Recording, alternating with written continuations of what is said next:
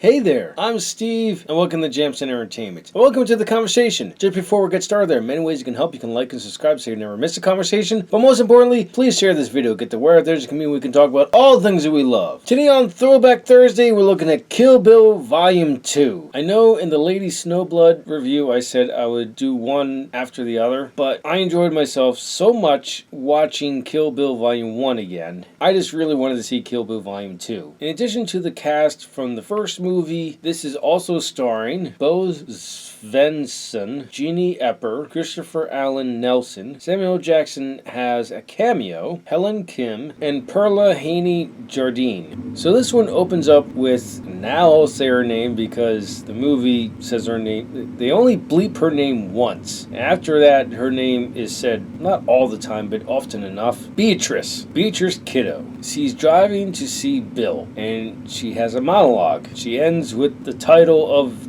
the dual movies. She says, "I'm going to kill Bill." And right after that, it flashbacks to the wedding massacre and gives you the whole story. And I went over it in the last review, and this movie's awesome, so I would recommend that you watch the movie instead of just listen to me poorly describe it.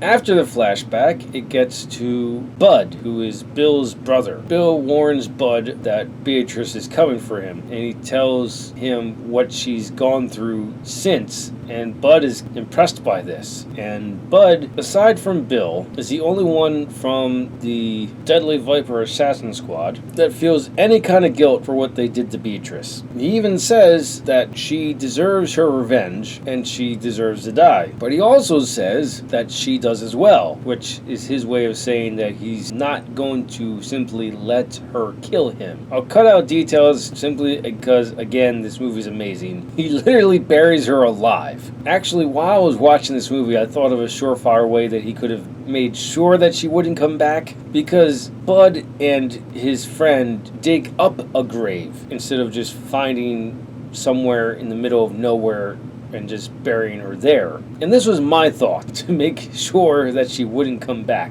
You put her in the pine box, sure. You put the coffin that you took out on top of that one. She's not getting out of that. I digress. Flashbacks to her training with Pai Mei, Chinese master of martial arts, who trains Beatrice on Bill's behalf. Now, he doesn't make it easy on her. In fact, it's extremely difficult training. One of the training methods is learning the 1-inch punch, and she is punching a 3-thick-inch wooden board that Pai Mei just simply blows right through like it's nothing. And she's done that so often that she actually throws a punch in her sleep. Well, she's living in like a concrete building or some kind of a structure, and she punches concrete in her sleep. This all comes back to the fact that when she goes into the ground, she's hysterical. Rightfully so. I think 99.99% of all people buried alive in a pine box would be hysterical, because no one wants that.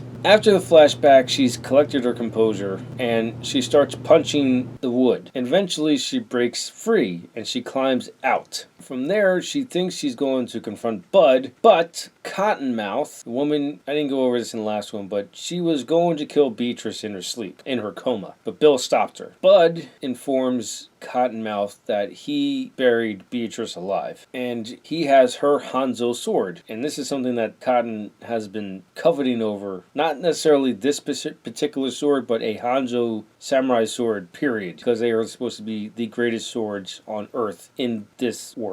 And he says, "I want $1 million for it. Come bring it by in the morning." Well, long story short, she double-crossed him, and Beatrice fights Cottonmouth instead. And that's an awesome fight. It ends kind of hilariously.